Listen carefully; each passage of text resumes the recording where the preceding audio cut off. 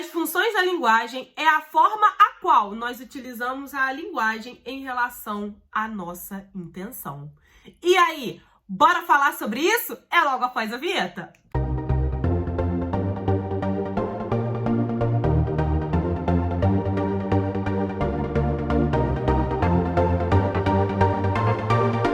Fala pessoal, essa é a professora Ellen, sou professora de língua portuguesa e no vídeo de hoje nós vamos falar sobre as funções da linguagem. E como eu falei aí no início, na abertura, é exatamente isso, as funções da linguagem é a forma a qual nós utilizamos a linguagem de acordo com a intenção do falante, ou seja, a nossa intenção, seja na hora de nos falarmos, seja na hora de nós escrevermos. Ela é pautada sob a visão dos elementos da comunicação. Afinal de contas, as funções da linguagem, elas são utilizadas nos formatos em que nós nos comunicamos. E é exatamente isso que nós veremos a partir de agora, a começar pelos elementos da comunicação.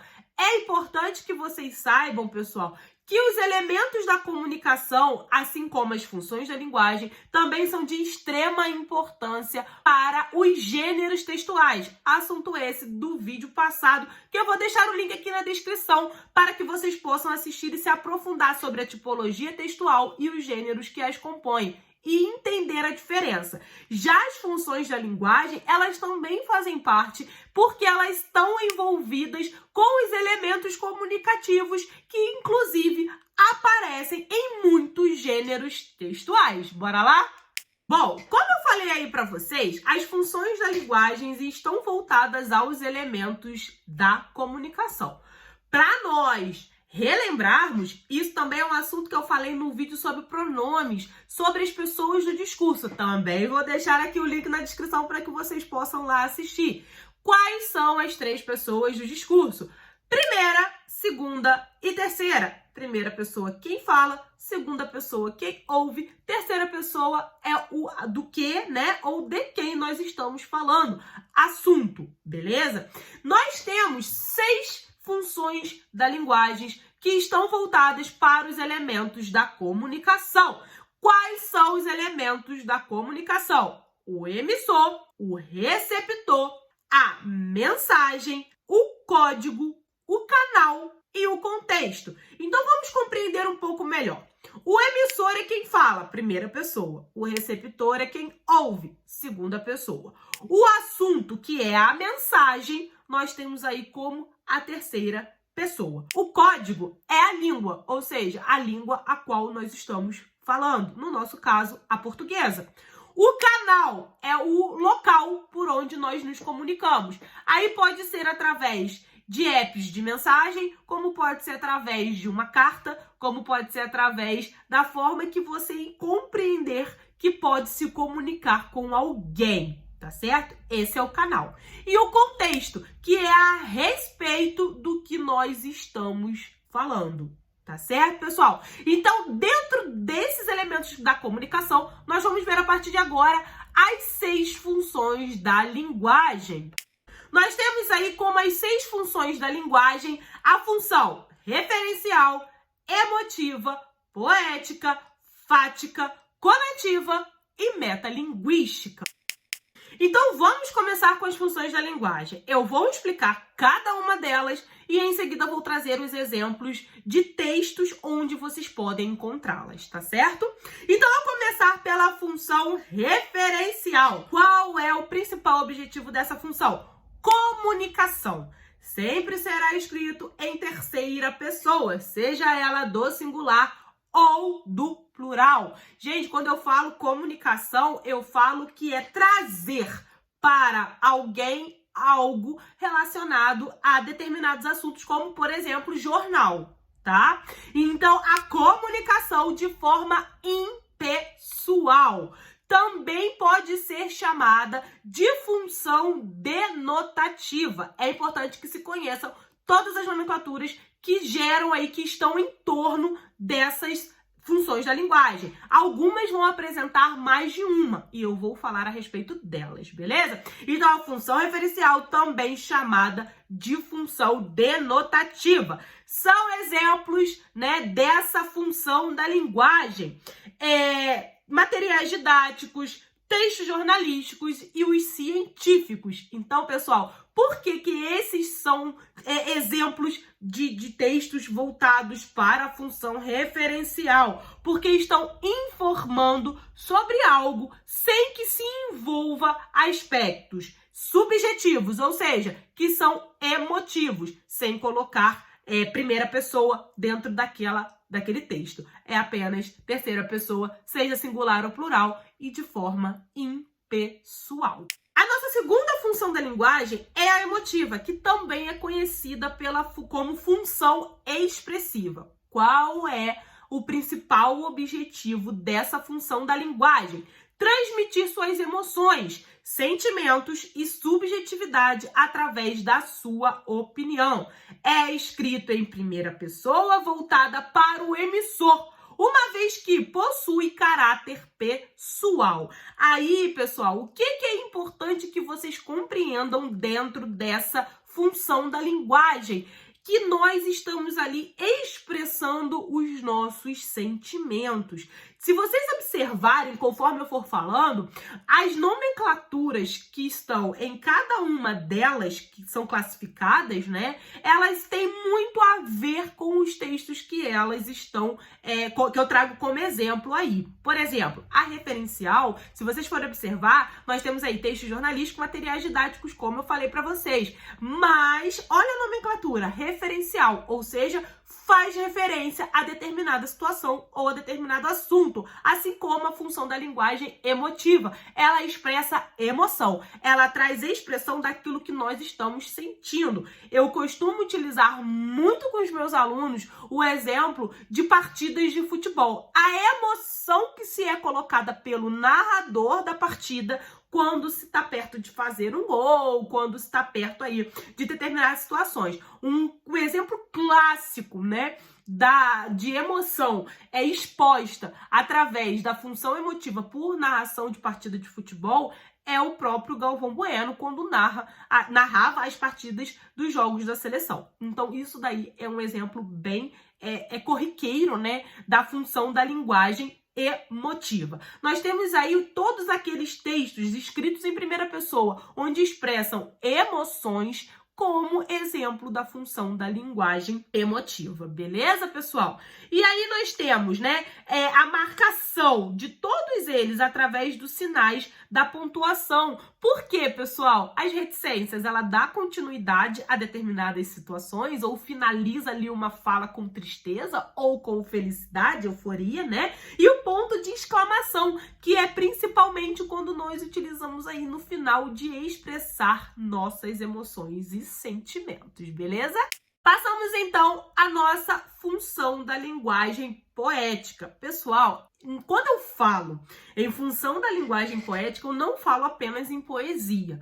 Vale frisar que existem textos poéticos, né? Que são aqueles textos onde nós temos a poesia através de versos e estrofes, valendo aí também falar que cada verso compõe a linha de cada estrofe. Então, cada estrofe eu posso ter 4 versos, 2 versos, 1 verso, vai depender do autor, tá? Como eu também tenho os textos poéticos em prosa, que são as obras literárias. O que é um texto em prosa?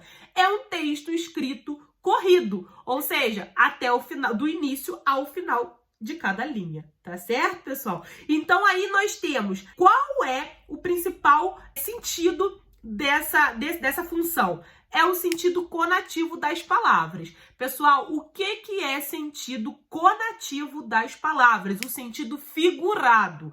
Por isso que a função poética costuma aparecer muito em obras literárias, tá? O emissor, ele apresenta a preocupação da forma a qual a mensagem será transmitida.